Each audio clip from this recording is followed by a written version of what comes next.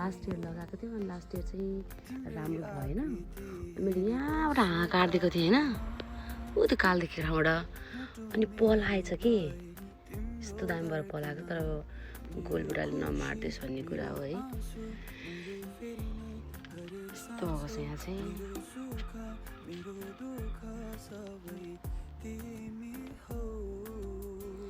अनि अर्को गोलबुडा यहाँ छ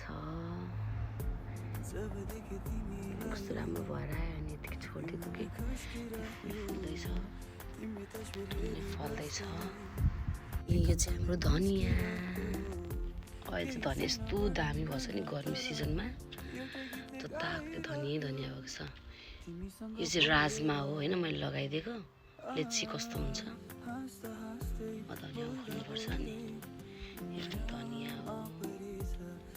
यो धनियाँ चाहिँ फुल्दा छ यो चाहिँ पर्पल बिन्स हो अब यो बिन्स चाहिँ हाँगा लगाइदिनुपर्छ यो चाहिँ सुपको साग के कस्तो दामी भएको के लगाइदिएको थियो अलिकति तर यो फुल्दैछ अब यसको बिउ राख्नुपर्छ यो पालुङको बिउ राख्ने भनेको यत्रो धेरैमा कति धेरैमा एउटा बच्यो यो पनि मरिसक्यो बिउ पो छ कि छैन के बिउ होला यो मरिसक्यो होला देख यहाँ अर्को सुको साग निस्केछ कति पालुङको सागमा झारिसक्यो कि अब मर्छ अनि फाल्नु परेको अनि बिउ नै भएको हुँदैन कि अनि चाहिँ तोरीको साग साह्रै बाक्लो भयो जस्तो छ है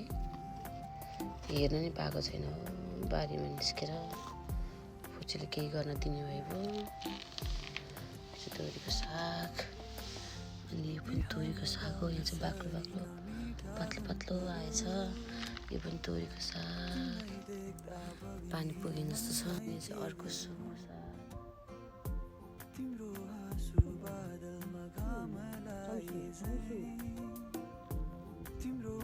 फुल्दैछ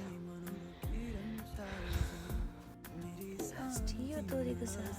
यहाँ पनि पालुङको बिउ राखेको थिएँ त्यसमा बिउमा चाहिँ छैन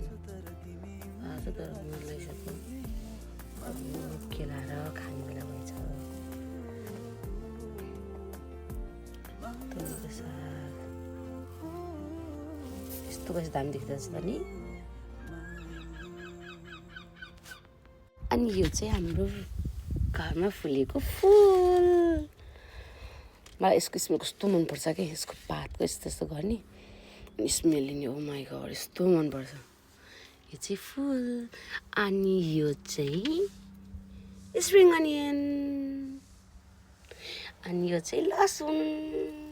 हिजो गोडेको लथालिङ्ग भयो अनि यो चाहिँ पर्पल बिन्स एउटा पर्पल बिन्स त मरेछ हिजो गोड्दाखेरि पुदिना चाहिँ छैन मरिसक्यो अब यता माथिबाट हाँगा लगाइदिएर पर्पल बिन्स लास्ट इयरको